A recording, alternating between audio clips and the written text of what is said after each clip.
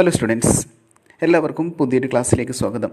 ഇന്നത്തെ ക്ലാസ്സിൽ നമ്മൾ പറയുന്നത് പ്രധാനപ്പെട്ട മറ്റൊരു ടോപ്പിക്കാണ് മോട്ടിവേഷനുമായി ബന്ധപ്പെട്ടിട്ട് എപ്പോഴും പ്രധാന ചോദ്യങ്ങൾ നമുക്ക് എക്സാമിന് കണ്ടുവരാറുണ്ട്. അപ്പോൾ മോട്ടിവേഷൻ പഠിക്കുന്ന സമയത്ത് കൃത്യമായിട്ട് മനസ്സിലാക്കിയിട്ട് മോട്ടിവേഷൻ, അതായത് മോട്ടിവേഷണൽ തിയറീസ്, ഈ കാര്യങ്ങളൊക്കെ കൃത്യമായിട്ട് മനസ്സിലാക്കിയിട്ട് പഠിക്കാൻ ശ്രമിക്കാം. ഓക്കെ, അപ്പോൾ ഇന്നത്തെ ക്ലാസ്സിൽ നമ്മൾ ഉദ്ദേശിക്കുന്നത് എന്താണ് മോട്ടിവേഷൻ എന്നുള്ള ബേസ് കാര്യങ്ങൾ മനസ്സിലാക്കി വെക്കുക. അതേപോലെ തന്നെ മോട്ടിവേഷൻ തിയറീസ് ഓഫ് മോട്ടിവേഷനുമായി ബന്ധപ്പെട്ട് വരുന്ന പ്രധാനപ്പെട്ട തിയറികൾ ഏതൊക്കെ. ഓക്കെ, ഓരോ കാര്യങ്ങളും എക്സാമിന് ഇമ്പോർട്ടൻ്റ് ആണ്. അപ്പോൾ അത് കൃത്യമായിട്ട് മനസ്സിലാക്കിയിട്ട് പഠിക്കാൻ ശ്രമിക്കാം. ഓക്കെ, അപ്പോൾ ശ്രദ്ധിക്കാം, നമുക്ക് ക്ലാസ്സിലേക്ക് കിടക്കാം.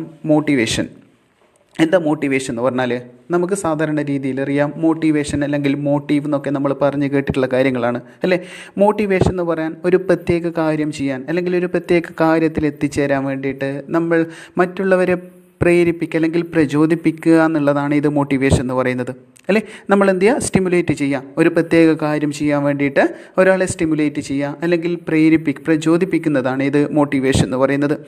ഈ മോട്ടിവേറ്റ് ചെയ്യണമെങ്കിൽ നമ്മൾ ഒരാളോട് അല്ലെങ്കിൽ ഒരു വ്യക്തിയോട് പറഞ്ഞവരെ മോട്ടിവേറ്റ് ചെയ്യിപ്പിക്കണമെങ്കിൽ അവരുടെ ഉള്ളിൽ എന്തുണ്ടായിരിക്കണം, മോട്ടീവ്സ് ഉണ്ടായിരിക്കണം. മോട്ടീവ് ഉണ്ടെങ്കിൽ മാത്രം, അതായത് മോട്ടീവ് എന്ന് പറയുന്നത് നമ്മുടെ മനസ്സിലുള്ള ആഗ്രഹങ്ങൾ, ഇഷ്ടങ്ങൾ, അതേപോലത്തെ അതിൻ്റെയൊക്കെ ഒരു കോമ്പിനേഷനാണ് ഈ മോട്ടീവ് എന്ന് പറയുന്നത്.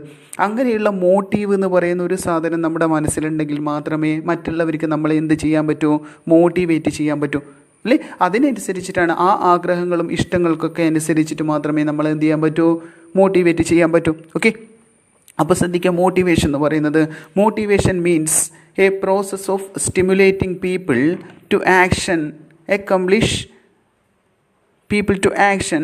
accomplish desired goals. അതായത് motivation means a process of stimulating people to accomplish desired goals. അതായത് ആളുകളെ സ്റ്റിമുലേറ്റ് ചെയ്യുക അല്ലെങ്കിൽ പ്രചോദിപ്പിക്കുക. എന്തിനു വേണ്ടിയിട്ട്? ടു ആക്ഷൻ, എന്തെങ്കിലും ഒരു കാര്യം ചെയ്യാൻ വേണ്ടിയിട്ട്. എന്തിനു വേണ്ടിയിട്ട്? To accomplish desired goals. ഒരു പ്രത്യേക ഗോൾസിലെത്തിച്ചേരാൻ വേണ്ടിയിട്ട്, ഒരു പ്രത്യേക ലക്ഷ്യത്തിലെത്തിച്ചേരാൻ വേണ്ടിയിട്ട്, ഒരു പ്രത്യേക കാര്യം ചെയ്യാൻ അവരെ സ്റ്റിമുലേറ്റ് ചെയ്യുന്ന ഒരു പ്രവർത്തനമാണ് ഇത് മോട്ടിവേഷൻ എന്ന് പറയുന്നത്. ഓക്കെ, ഇങ്ങനെയുള്ള മോട്ടിവേഷൻ എന്ന് പറയുന്നത് ബിസിനസ് സ്ഥാപനത്തിൽ തന്നെ മോട്ടിവേഷൻ പലതരത്തിലുണ്ട്. പോസിറ്റീവ് മോട്ടിവേഷൻ ഉണ്ടാവാം, നെഗറ്റീവ് മോട്ടിവേഷൻ ഉണ്ടാവാം. ഓക്കെ, ഒരു കാര്യം ചെയ്യാൻ വേണ്ടിയിട്ട് അല്ലെങ്കിൽ ഒരു പ്രത്യേക ലക്ഷ്യത്തിൽ എത്തിച്ചേരാൻ വേണ്ടിയിട്ട് അവർക്ക് പ്രത്യേക റിവാർഡും കാര്യങ്ങളൊക്കെ കൊടുക്കാം അല്ലെ, ഓഫറുകളും കാര്യങ്ങളൊക്കെ കൊടുക്കാം. അതൊരു മോട്ടിവേഷനാണ്, പോസിറ്റീവ് മോട്ടിവേഷനാണ്. ഇനി നേരെ മറിച്ച് നിങ്ങളത് ചെയ്തില്ലെങ്കിൽ അല്ലെങ്കിൽ ആ ഒരു ലക്ഷ്യത്തിലെത്തിയില്ലെങ്കിൽ എന്ത് ചെയ്യുക, ഇന്നേ പണിഷ്മെൻ്റ് ഉണ്ട് അല്ലെങ്കിൽ ഇത്തരത്തിലുള്ള പണിഷ്മെൻ്റ് ഉണ്ട് എന്നൊക്കെ പറഞ്ഞിട്ട് എന്ത് ചെയ്യാം, നെഗറ്റീവ് മോട്ടിവേഷൻ ആവാം. അപ്പോൾ രണ്ട് രീതിയിൽ എന്ത് ചെയ്യുന്നുണ്ട്, അവരെ കാര്യങ്ങൾ ചെയ്യാൻ വേണ്ടിയിട്ട് അവരെ പ്രചോദിപ്പിക്കുന്നതാണ് ഇത് മോട്ടിവേഷൻ എന്ന് പറയുന്നത്. ഓക്കെ, അപ്പോൾ ശ്രദ്ധിക്കുക, ക്യാരക്ടറിസ്റ്റിക്സ് ഓഫ് മോട്ടിവേഷൻ അല്ലെങ്കിൽ nature of motivation is N internal feeling. ശ്രദ്ധിക്കുക, ഒന്നാമത്തത് motivation is an internal feeling അല്ലേ, നമ്മുടെ ഇൻറ്റേർണൽ ആയിട്ടുള്ള ഒരു ഫീലിംഗ് ആണ് ഇത് മോട്ടിവേഷൻ എന്ന് പറയുന്നത്. Motivation produces goal directed behaviour. അതായത് മോട്ടിവേഷനിലൂടെ നമ്മൾ എന്ത് ചെയ്യും, ഒരു പ്രത്യേക ലക്ഷ്യത്തിലെത്തിച്ചേരാൻ ശ്രമിക്കും. നെക്സ്റ്റ് അടുത്തത്, motivation is related to needs അല്ലേ, നമ്മുടെ ആവശ്യങ്ങളുമായി ബന്ധപ്പെട്ടതാണ് മോട്ടിവേഷൻ, അല്ലെങ്കിൽ നമ്മുടെ ആവശ്യങ്ങൾക്കനുസരിച്ചുള്ളതായിരിക്കും ഇത് മോട്ടിവേഷൻ എന്ന് പറയുന്നത്. അടുത്തത്, motivation can be positive or negative. ഞാൻ പറഞ്ഞിട്ടുണ്ട്, മോട്ടിവേഷൻ എന്ന് പറയുന്നത് എന്തുണ്ടാവാം, പോസിറ്റീവ് ഉണ്ടാവാം, നെഗറ്റീവ് ഉണ്ടാവാം. അടുത്തത്, motivation is A continuous process. Motivation എന്ന് പറയുന്നത് കണ്ടിന്യൂസ് പ്രോസസ്സാണ്. കാരണം എന്തുകൊണ്ടാണ്, ഹ്യൂമൻ നീഡ്സ് അല്ലെങ്കിൽ മനുഷ്യൻ്റെ ആവശ്യങ്ങൾ എന്ന് പറയുന്നത് അവസാനിക്കാത്തതാണ്. ഒരാവശ്യം നേടിയെടുത്തു കഴിഞ്ഞാൽ പിന്നെന്ത് ചെയ്യും, അടുത്ത ആവശ്യം തുടങ്ങും അല്ലേ. അപ്പോൾ മോട്ടിവേഷൻ എന്ന് പറയുന്നത് എന്താണ്, കണ്ടിന്യൂസ് പ്രോസസ്സാണ്. നമ്മുടെ ആവശ്യങ്ങൾ കൂടുന്നതിനനുസരിച്ചിട്ട് എന്ത് ചെയ്യണം, മോട്ടിവേറ്റ് ചെയ്തുകൊണ്ടേയിരിക്കണം. ഓക്കെ, നെക്സ്റ്റ് അടുത്തത്, മോട്ടിവേഷൻ ഈസ് ഡയനാമിക്. മോട്ടിവേഷൻ എന്ന് പറയുന്നത് എന്താണ്, ഡയനാമിക് ആണ്. ഓരോന്നിനനുസരിച്ചിട്ട് ഓരോ വ്യക്തികൾക്കനുസരിച്ചിട്ടൊക്കെ മോട്ടിവേഷൻ എന്ത് ചെയ്യും, മാറിക്കൊണ്ടേയിരിക്കും. ഓക്കെ, അപ്പം ക്യാരക്ടറിസ്റ്റിക്സ് ഓഫ് മോട്ടിവേഷൻ ശ്രദ്ധിക്കുക. Motivation is N internal feeling. Motivation produces goal-directed behavior. Motivation is related to needs. Motivation can be positive or negative. Motivation is a continuous process and motivation is a dynamic. Okay അല്ലേ. Next അടുത്താണ് importance and benefits of motivation. മോട്ടിവേഷൻ്റെ important അല്ലെങ്കിൽ benefits ഏതൊക്കെയാണ്? ഒന്നാമത്തെ ശ്രദ്ധിക്കുക, effective utilisation of human resources. Okay, നല്ല രീതിയിലുള്ള മോട്ടിവേഷനും കാര്യങ്ങളിലൂടെ എന്ത് ചെയ്യും, സ്ഥാപനത്തിലെ ഹ്യൂമൻ റിസോഴ്സസിനെ നല്ല രീതിയിൽ യൂട്ടിലൈസ് ചെയ്യാൻ പറ്റും. Next, make employee quality oriented, അല്ലേ? നല്ല രീതിയിലുള്ള മോട്ടിവേഷനും കാര്യങ്ങളൊക്കെ എന്ത് ചെയ്യും, നല്ല രീതിയിൽ പ്രവർത്തിക്കാൻ ശ്രമിക്കും. എംപ്ലോയീസൊക്കെ നല്ല രീതിയിൽ പ്രവർത്തിക്കാൻ ശ്രമിക്കുകയും അവരെന്ത് ചെയ്യാൻ പറ്റും, ക്വാളിറ്റി ഓറിയൻറ്റഡ് ആക്കിയിട്ട് മാറ്റിയെടുക്കാനും പറ്റും. Next, maintains good human relations, നല്ല രീതിയിലുള്ള ഹ്യൂമൻ റിലേഷൻസ് മെയിൻറ്റെയിൻ ചെയ്യാൻ സാധിക്കും. ബേസിസ് ഓഫ് ഗുഡ് കോപ്പറേഷൻ, നല്ല രീതിയിലുള്ള കോപ്പറേഷൻ, അതായത് സ്ഥാപനത്തിൽ നല്ല രീതിയിലുള്ള കോപ്പറേഷൻ, വർക്കിൽ നല്ല രീതിയിലുള്ള കോപ്പറേഷൻ സാധ്യമാവും. ബെറ്റർ ഇമേജ്, അതായത് നല്ല രീതിയിലുള്ള മോട്ടിവേഷനും കാര്യങ്ങളൊക്കെ സാധ്യമാവുന്ന സമയത്ത് നല്ല വർക്കും കാര്യങ്ങളൊക്കെ സാധ്യമാവുകയും അത് സ്ഥാപനത്തിൻ്റെ നല്ല ഇമേജിന് വഴിയൊരുക്കുകയും ചെയ്യും. Next, improvement of skill and knowledge, അതായത് ആളുകൾക്ക് അല്ലെങ്കിൽ എംപ്ലോയീസിന് നമ്മൾ നല്ല ഓഫറും കാര്യങ്ങളൊക്കെ നല്ല രീതിയിൽ മോട്ടിവേറ്റ് ചെയ്തിട്ട് അവരെ വർക്ക് ചെയ്യാൻ പ്രോത്സാഹിപ്പിക്കുന്ന സമയത്ത് അവരെന്ത് ചെയ്യും, അവരുടെ നല്ല സ്കില്ലും കാര്യങ്ങളൊക്കെ പ്രകടമാക്കാൻ ശ്രമിക്കും. അപ്പോൾ അതുവഴി എന്ത് ചെയ്യും, അവരുടെ സ്കില്ലും നോളജും കാര്യങ്ങളൊക്കെ ഇമ്പ്രൂവ് ചെയ്യാൻ സാധിക്കുകയും ചെയ്യും. Next, motivation induces workers to work, motivation എന്ത് ഇൻഡ്യൂസ് ചെയ്യുന്നുണ്ട്, അവരെ പ്രേരിപ്പിക്കുന്നുണ്ട് എന്ത് ഒരു വർക്ക് ചെയ്യാൻ വേണ്ടിയിട്ട്, ചെയ്യുന്ന വർക്ക് നല്ല രീതിയിലും ബെറ്ററായിട്ടും ചെയ്യാൻ വേണ്ടിയിട്ട് അവരെ പ്രേരിപ്പിക്കുന്നുണ്ട്. ഓക്കെ, ഇതൊക്കെയാണ് ഇത് importance and benefits of motivation. അതും ശ്രദ്ധിച്ച് പഠിക്കാൻ ശ്രമിക്കുക. ഓക്കെ, ഒന്നുകൂടെ ശ്രദ്ധിക്കുക. Effective utilisation of human resources, make employees quality oriented, maintains good human relations, basis of good cooperation, better image, improvement of skill and knowledge, and motivation induces workers to work. Okay അല്ലേ? Next, അടുത്ത് നമുക്ക് പറയാനുള്ളത് പ്രധാനപ്പെട്ട മറ്റൊരു ടോപ്പിക്കാണ് മോട്ടിവേഷനുമായി ബന്ധപ്പെട്ടത്. Theories of മോട്ടിവേഷനുമായി ബന്ധപ്പെട്ട് വരുന്ന തിയറീസ് നമ്മൾ പലതവണ എക്സാമിന് ചോദിച്ചു വരുന്നതാണ്. ഓരോ തിയറി എടുത്തെടുത്ത് ചോദിക്കും, അല്ലെങ്കിൽ ഒരുമിച്ച് ചോദിച്ചിട്ടാണെങ്കിൽ അങ്ങനെ ഓരോ തിയറിയും കൃത്യമായിട്ട് മനസ്സിലാക്കിയിട്ട് എന്ത് ചെയ്യുക, മീനിങ് മനസ്സിലാക്കിയിട്ട് പഠിക്കാൻ ശ്രമിക്കുക. ഓക്കെ, അപ്പോൾ theories of motivation, the most important theories are, പ്രധാനപ്പെട്ട 4 തിയറികളാണ് നമ്മളിവിടെ പറയുന്നത് മോട്ടിവേഷൻ്റെ തിയറി. ഒന്നാമത്തെ ശ്രദ്ധിക്കുക, Maslow's need hierarchy theory. 2, Herzberg's 2 factor theory. 3, McClelland's achievement motivation theory. And 4ാമത്തത് McGregor's theory X and theory Y. Okay, 1 Maslow's need hierarchy theory, 2 Herzberg's 2 factor theory, 3 McClelland's achievement motivation theory, and 4th McGregor's theory X and theory Y. Okay, ഇനി നമുക്ക് ഓരോ തിയറിയായിട്ട് നോക്കുന്നുണ്ട്. അത് കൃത്യമായിട്ട് വളരെ സിമ്പിളായിട്ടാണ് പറഞ്ഞിരിക്കുന്നത്. അപ്പോൾ അത് കൃത്യമായിട്ട് അതേപോലെ പഠിക്കാൻ ശ്രമിക്കുക. ഓക്കെ, മനസ്സിലാക്കിയിട്ട് പഠിക്കാൻ ശ്രമിക്കുക. ഒന്നാമത്തത് മാസ്ലോസ് നീഡ് ഹൈറാർക്കി തിയറി, അതായത് ഓരോ തിയറിയും എന്താണ്, മോട്ടിവേഷനെ ബന്ധപ്പെടുത്തി പറയുന്ന തിയറിയാണ്. ഓക്കെ, മാനേജ്മെൻറ്റുമായിട്ട് മോട്ടിവേഷനൊക്കെ ആയി ബന്ധപ്പെട്ട് വരുന്ന തിയറിയാണ്. അപ്പോൾ അത് കൃത്യമായിട്ട് എന്താണെന്ന് മനസ്സിലാക്കി വെക്കുക. ഓക്കെ, ഒന്നാമത്തത് മാസ്ലോസ് നീഡ് ഹൈറാർക്കി തിയറി. ശ്രദ്ധിക്കാം. This theory was propounded by Abraham Harold Maslow, an eminent US psychologist in 1943. ഒരു പ്രശസ്ത സൈക്കോളജിസ്റ്റ് ആയിട്ടുള്ള അബ്രഹാം ഹെറോൾഡ് മാസ്ലോ ആണ് ഏത് തിയറി രൂപീകരിച്ചത്, നീഡ് ഹൈറാർക്കി തിയറി. അതുകൊണ്ട് തന്നെയാണ് അത് ഏത് പേരിൽ അറിയപ്പെടുന്നത്, മാസ്ലോസ് നീഡ് ഹൈറാർക്കി തിയറി എന്നറിയപ്പെടുന്നത്. Okay, 1943 according to this theory, ഈ തിയറി അനുസരിച്ചിട്ട് Maslow divide human needs into 5 levels. Maslow എന്ത് ചെയ്യുന്നുണ്ട്, ഹ്യൂമൻ നീഡ്സിൻ്റെ, മനുഷ്യൻ്റെ ആവശ്യങ്ങളെ 5 ലെവലായിട്ട് തിരിക്കുന്നുണ്ട്. അതിനു മുമ്പേ നമുക്ക് മനുഷ്യൻ്റെ ആവശ്യങ്ങൾ, ഹ്യൂമൻ നീഡ്സ് എന്ന് പറയുന്നത് എന്താണ്, മനുഷ്യൻ്റെ ആവശ്യങ്ങൾ എന്ന് പറയുന്നത് നമുക്ക് ഒരുപാട് ആവശ്യങ്ങളുണ്ടാവും അല്ലേ. നമ്മുടെ ഓരോ ആവശ്യങ്ങൾ തീരുന്നതിനനുസരിച്ചിട്ട് നമുക്ക് എന്ത് ചെയ്യും, പിന്നെയും ആവശ്യങ്ങളുണ്ടാവും. ഓക്കെ, അതിൻ്റെയൊക്കെ അടിസ്ഥാനത്തിൽ എന്ത് ചെയ്തിട്ടുണ്ട്, ഈ മാസ്ലോ ഹ്യൂമൻ നീഡ്സിനെ 5 ലെവലുകളായിട്ട് തിരിച്ചിട്ടുണ്ട്. ഓക്കെ, 5 ലെവലുകളായിട്ട് തിരിച്ചിട്ടുണ്ട്. ഒന്നാമത്തതാണ് physiological needs. First one, physiological needs. ശ്രദ്ധിക്കുക, എന്താ physiological needs? It is the most basic and powerful of all human needs. മനുഷ്യൻ്റെ എല്ലാ ആവശ്യങ്ങളിലും ഏറ്റവും അടിസ്ഥാനമായതും ഏറ്റവും പവർഫുൾ ആയതുമായിട്ടുള്ള നീഡാണ് ഇത് ഫിസിയോളജിക്കൽ നീഡ്സ് എന്ന് പറയുന്നത്. These needs related to survival and maintenance of life. നമ്മുടെ ജീവിതം അല്ലെങ്കിൽ നമ്മുടെ ലൈഫ് നിലനിർത്തുവാനും അത് മെയിൻറ്റെയിൻ ചെയ്ത് കൊണ്ടുപോകാനും ആവശ്യമുള്ള അല്ലെങ്കിൽ ആവശ്യങ്ങളാണ് ഇത് ഫിസിയോളജിക്കൽ നീഡ്സിൽ വരിക. It includes need for food, drink, shelter, sex and other bodily needs. Okay, നമ്മൾ താമസത്തിന്, ഭക്ഷണത്തിന്, അങ്ങനെയുള്ള അടിസ്ഥാനമായിട്ടുള്ള ആവശ്യങ്ങളാണ് ഇതിൽ വരുന്നത്, ഫിസിയോളജിക്കൽ നീഡ്സിൽ വരിക.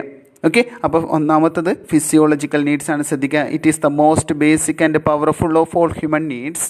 These needs related to survival and maintenance of life.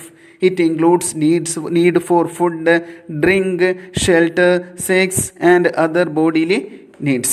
Okay, അതായത് നമ്മുടെ അടിസ്ഥാന സൗകര്യങ്ങൾ അല്ലേ, നമുക്ക് എന്ത് ചെയ്യണം, താമസിക്കാനും അതേപോലെ തന്നെ ഭക്ഷണത്തിനും അങ്ങനെയുള്ള അടിസ്ഥാനമായിട്ടുള്ള ആവശ്യങ്ങളാണ് ഇതിൽ വരുന്നത്, ഫിസിയോളജിക്കൽ നീഡ്സിൽ വരും.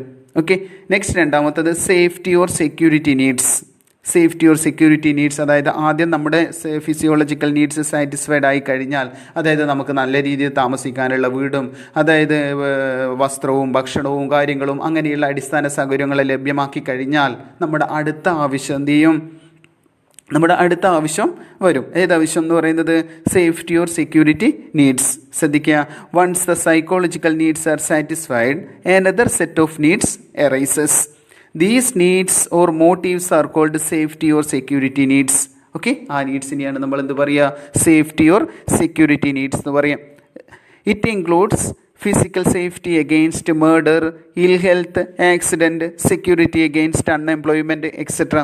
എന്താണ് ഇതിൽ വരുന്നത്? It includes physical safety against murder അല്ലേ, മർഡറിനെതിരെ, അതായത് നമ്മുടെ അസുഖം വരുന്നതിന്, ആക്സിഡൻറ്റ് സംഭവിക്കുന്നതിന്, മരണപ്പെടുന്നതിന്, അതായത് നമ്മളെ ജോലി നഷ്ടപ്പെടുന്നതിന്, അതിനൊക്കെ എതിരെയുള്ള സെക്യൂരിറ്റിയും സേഫ്റ്റിയും കാര്യങ്ങളൊക്കെ ആവശ്യകതയാണ് ഇതിൽ വരിക, സേഫ്റ്റി ഓർ സെക്യൂരിറ്റി നീഡ്സിൽ വരും. ഓക്കെ, അപ്പോൾ ഒന്നാമത്തെ കേസ് നമ്മൾ ഫിസിയോളജിക്കൽ നീഡ്സ് പറഞ്ഞു, നമ്മുടെ അടിസ്ഥാന സൗകര്യങ്ങളുടെ ആവശ്യകതയാണ് ഏത്, ഫിസിയോളജിക്കൽ നീഡ്സ് എന്ന് പറയുന്നത്.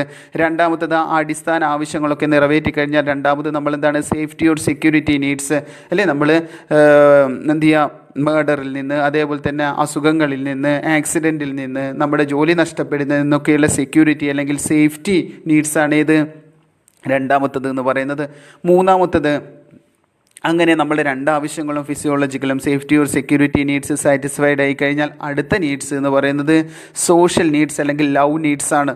സോഷ്യൽ നീഡ്സ് അല്ലെങ്കിൽ ലവ് നീഡ്സ്. ശ്രദ്ധിക്കുക, these needs arises when physiological and safety needs are satisfied.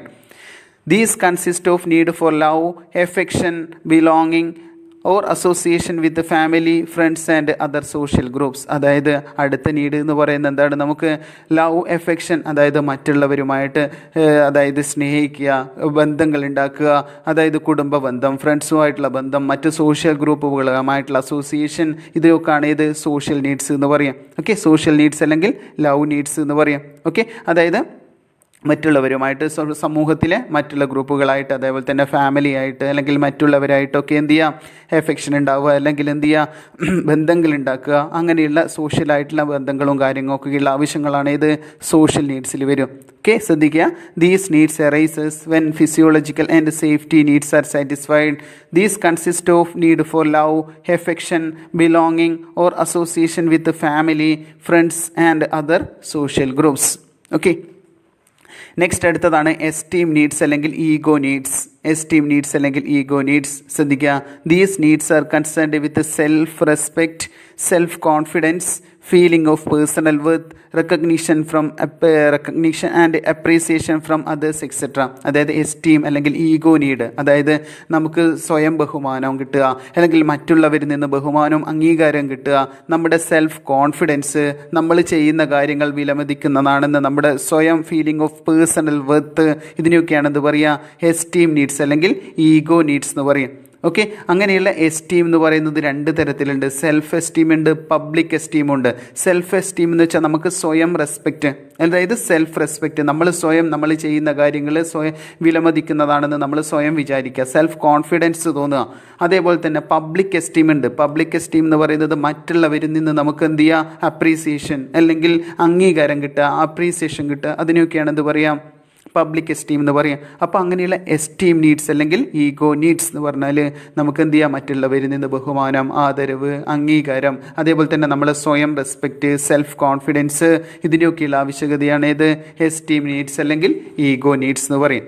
Okay, next അടുത്തത്, നമ്മൾ മുകളിൽ പറഞ്ഞിരിക്കുന്ന 4 നീഡ്സും സാറ്റിസ്ഫൈഡ് ആയി കഴിഞ്ഞാൽ, അതായത് ഫിസിയോളജിക്കൽ നീഡ് അടിസ്ഥാനമായിട്ടുള്ളത്, സേഫ്റ്റി ഓർ സെക്യൂരിറ്റി നീഡ്സ്, നമ്മുടെ സെക്യൂരിറ്റിയും കാര്യങ്ങളൊക്കെ, അതായത് അസുഖത്തിൽ നിന്നും മറ്റ് ആക്സിഡൻറ്റിൽ നിന്നും മറ്റ് കാര്യങ്ങളിൽ നിന്നും ജോലി നഷ്ടപ്പെടുന്നതിൽ നിന്നൊക്കെ നമുക്ക് സെക്യൂരിറ്റിയും കാര്യങ്ങളൊക്കെ നേടിയെടുത്ത് കഴിഞ്ഞാൽ പിന്നെ സോഷ്യൽ നീഡ്സ് കുടുംബ ബന്ധവും കാര്യങ്ങൾ, ലവ്, എഫെക്ഷൻ, ഈ കാര്യങ്ങളൊക്കെ നമ്മുടെ ആവശ്യങ്ങളൊക്കെ സാറ്റിസ്ഫൈഡ് ആയി.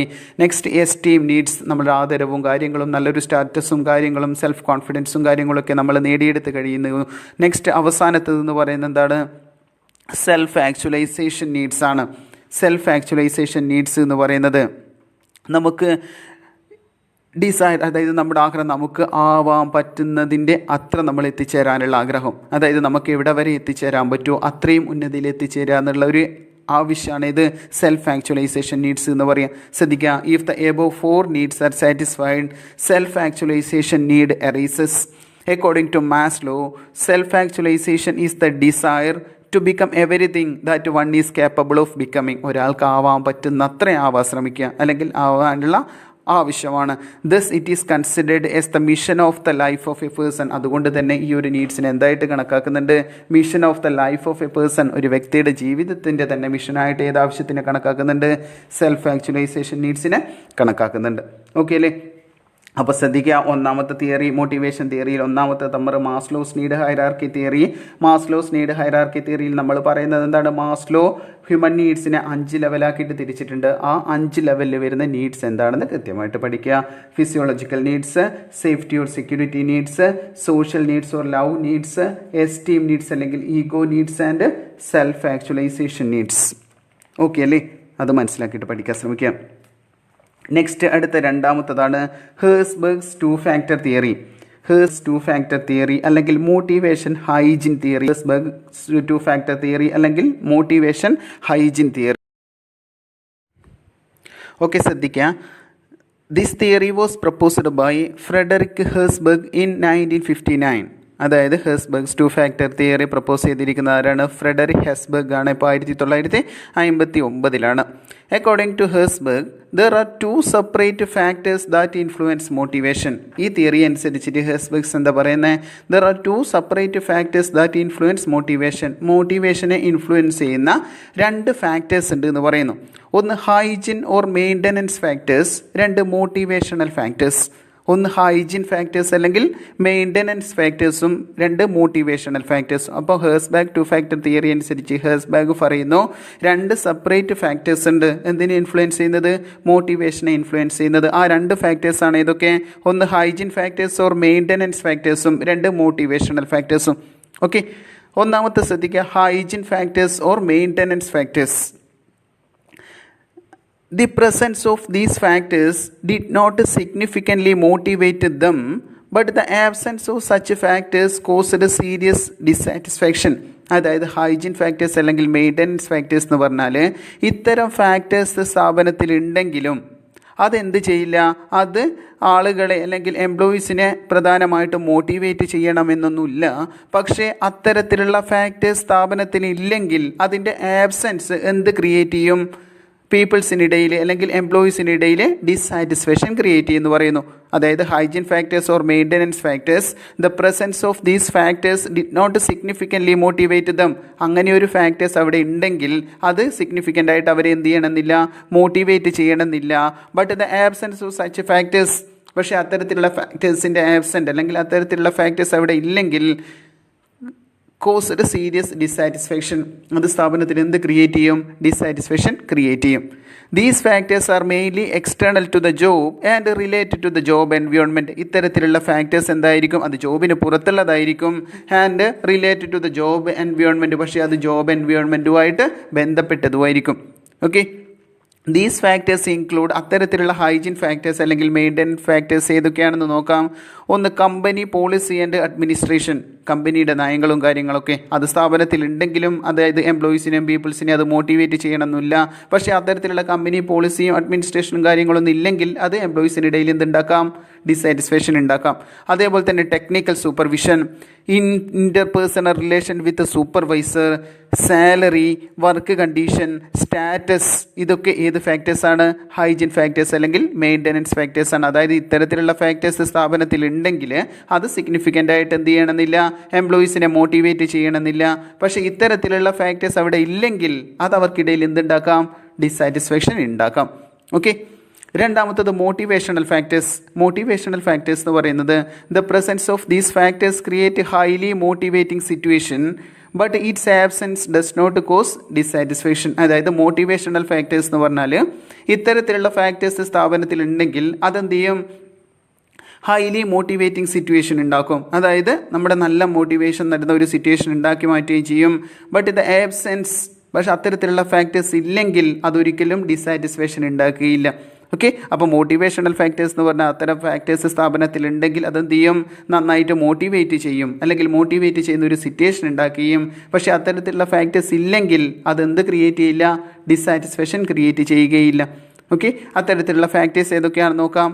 ഒന്ന് achievement, recognition, advancement, the possibility of personal growth, responsibility. ശ്രദ്ധിക്കുക, അച്ചീവ്മെൻറ്റ് അതായത് നമ്മൾ നേട്ടങ്ങളും കാര്യങ്ങളൊക്കെ അല്ലേ, നമ്മൾ രീതിയിലുള്ള നേട്ടങ്ങളും കാര്യങ്ങളൊക്കെ ഉണ്ടാക്കണം. അത് നമ്മൾ എന്ത് ചെയ്യും, നല്ല രീതിയിൽ മോട്ടിവേറ്റ് ചെയ്യും അല്ലേ. പക്ഷെ അങ്ങനെ നേട്ടങ്ങൾ നമ്മൾ ഉണ്ടാക്കാതിരിക്കുക, അല്ലെങ്കിൽ നേട്ടങ്ങൾ നമുക്ക് നേടിയെടുക്കാൻ കഴിഞ്ഞില്ലെങ്കിൽ അതൊരു തരത്തിലുള്ള ഡിസാറ്റിസ്ഫാക്ഷൻ ഉണ്ടാക്കണമെന്നില്ല.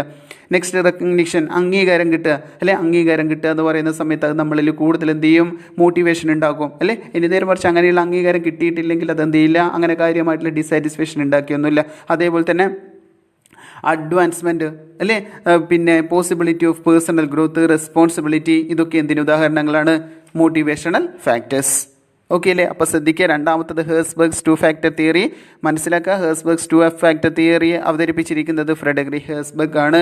ആ തിയറി അനുസരിച്ചിട്ട് എന്ത് പറയുന്നു, 2 ഫാക്ടേഴ്സ് ഉണ്ട് എന്ന് പറയുന്നു. മോട്ടിവേഷനെ ഇൻഫ്ലുവൻസ് ചെയ്യുന്ന 2 ഫാക്ടേഴ്സ് ഉണ്ട് എന്ന് പറയുന്നു. ഹൈജീൻ ഫാക്ടേഴ്സും motivational ഫാക്ടേഴ്സും.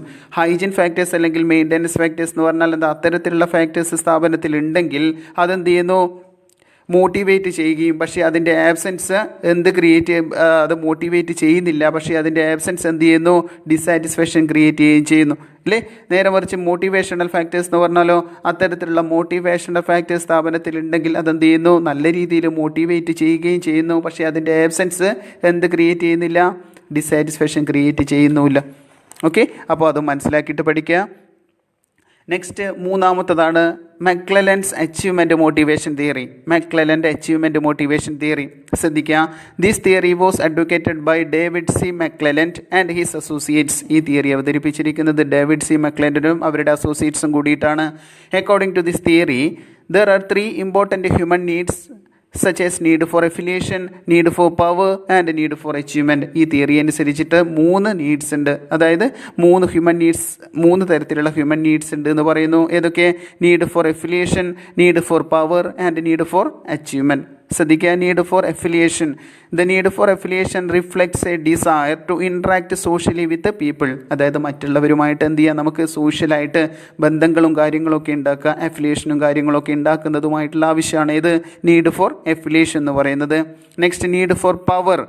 The need for power reflects the desire to obtain power and authority. അതായത് പവറും അധികാരവും കാര്യങ്ങളൊക്കെ നേടിയെടുക്കുക എന്നുള്ളൊരു ആവശ്യമാണ് ഇത് നീഡ് ഫോർ പവർ എന്ന് പറയുന്നത്.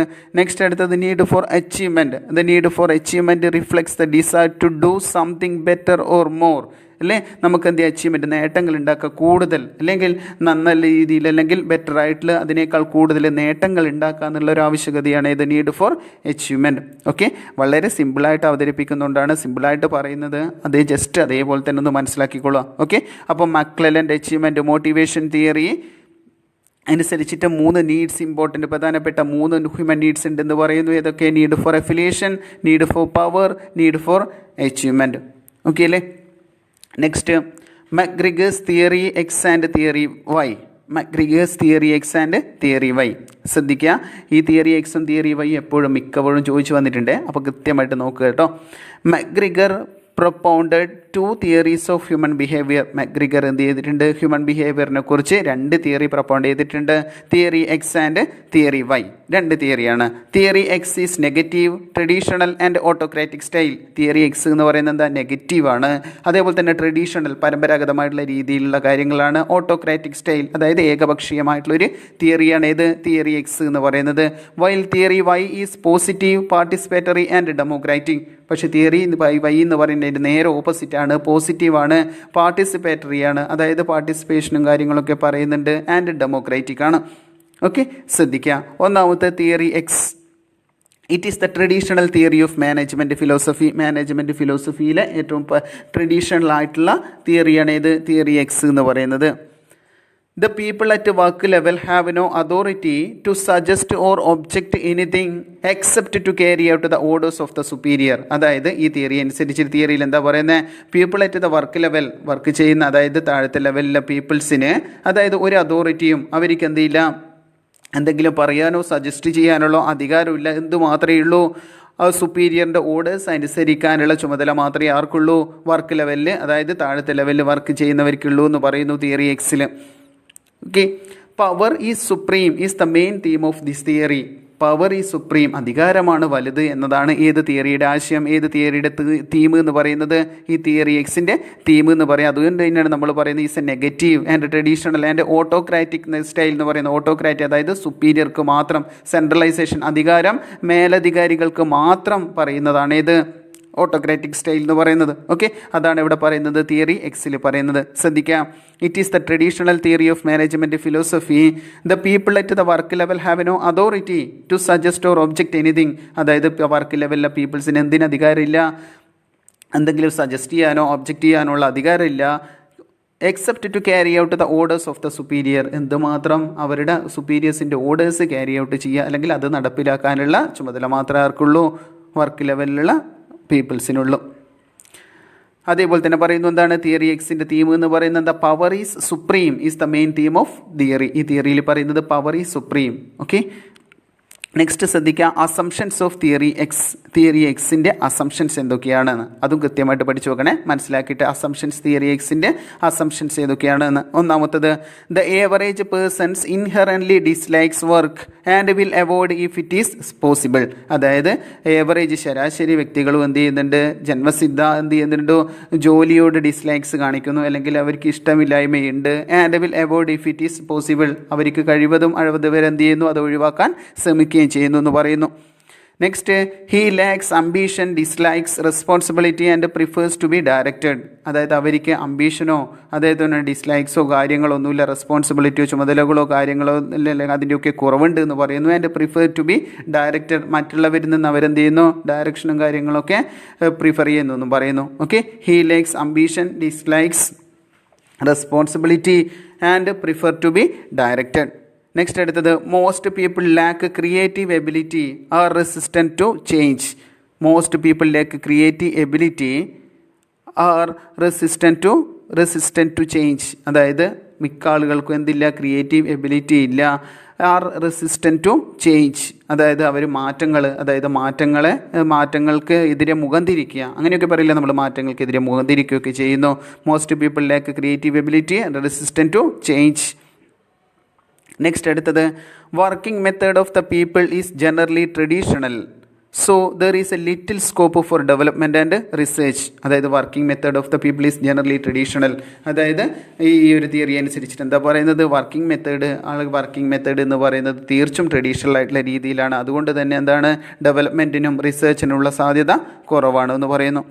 Next, people will be passive without active intervention by management. People would be passive without active intervention by management. മാനേജ്മെൻറ്റിൻ്റെ കാര്യമായിട്ടുള്ള ഇൻ്റർവെൻഷൻ അല്ലെങ്കിൽ ഇടപെടലുകൾ ഇല്ലാത്തതുകൊണ്ട് തന്നെ പീപ്പിൾ എന്തായിട്ട് മാറുന്നു, ആക്റ്റീവ് അല്ലാതായിട്ട് മാറുന്നു, അതായത് പാസീവായിട്ട് മാറുന്നു. ഓക്കെ, അപ്പോൾ ഇതാണ് തിയറി എക്സ്. ശ്രദ്ധിക്കുക, അതിൻ്റെ അസംഷൻസ് നോക്കുക. നെക്സ്റ്റ് അടുത്തത് തിയറി വൈ. തിയറി വൈ എന്ന് പറയുന്നത് തിയറി എക്സിൻ്റെ നേരെ ഓപ്പോസാണ്. As a result of many psychological and social researches, McGregor developed an opposing theory, theory Y. McGregor അതിൻ്റെ നേരെ ഓപ്പോസിറ്റ് തിയറി ഡെവലപ്പ് ചെയ്തിട്ടുണ്ട്, തിയറി Y എന്ന് പറയുന്നത്. The theory is participative in the sense that supervisors consult their subordinates before taking any decisions. അതായത് നേരത്തെ നമ്മൾ theory എക്സിൻ്റെ കേസിൽ എന്താ പറഞ്ഞിരിക്കുന്നത്, അവിടെ സുപ്പീരിയർക്ക് മാത്രമാണ് അധികാരം, പവർ ഈസ് സുപ്രീം എന്ന് പറഞ്ഞിട്ടുണ്ടല്ലേ.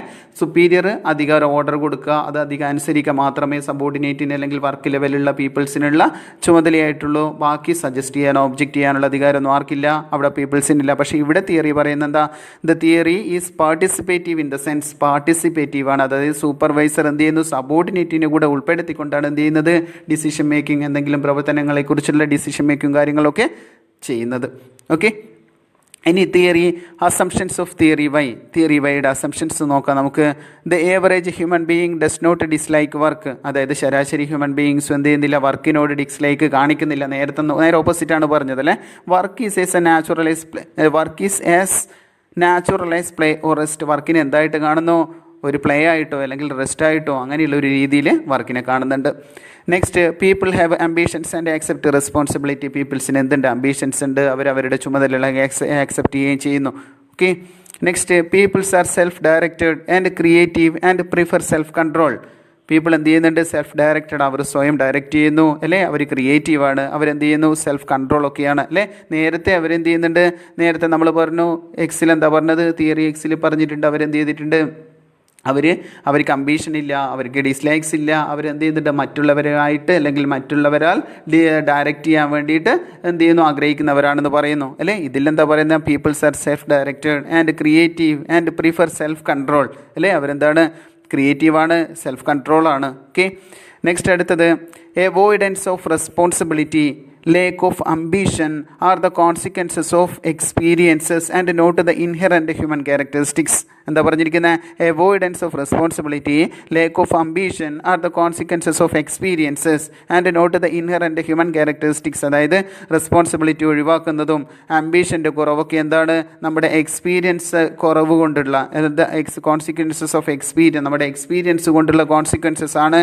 അത് നമ്മുടെ ജന്മസിദ്ധമായിട്ടുള്ള കാര്യമല്ല, അല്ലെങ്കിൽ ജന്മസിദ്ധമായി ഉണ്ടായിട്ടുള്ളതല്ല എന്ന് പറയുന്നുണ്ട്. ഓക്കെ. അതായത് avoidance of responsibility, lack of ambition are the consequences of experience and not the inherent human characteristics. Okay. അപ്പോൾ ഇത്രയും കാര്യങ്ങൾ കൃത്യമായിട്ട് പഠിക്കുക. ഏതൊക്കെ തിയറി നമ്മൾ പറഞ്ഞു? Motivation theories, Maslow's need hierarchy theory പറഞ്ഞു, ഹേഴ്സ്ബർഗ്സ് 2 ഫാക്ടർ തിയറി പറഞ്ഞു, മക്ലെലൻ അച്ചീവ്മെൻറ്റ് മോട്ടിവേഷൻ തിയറി പറഞ്ഞു, McGregor's theory X and theory Y പറഞ്ഞു. ഓക്കെ. ഇത് കൃത്യമായിട്ട് പഠിക്കാൻ ശ്രമിക്കുക, മനസ്സിലാക്കിയിട്ട് പഠിക്കുക.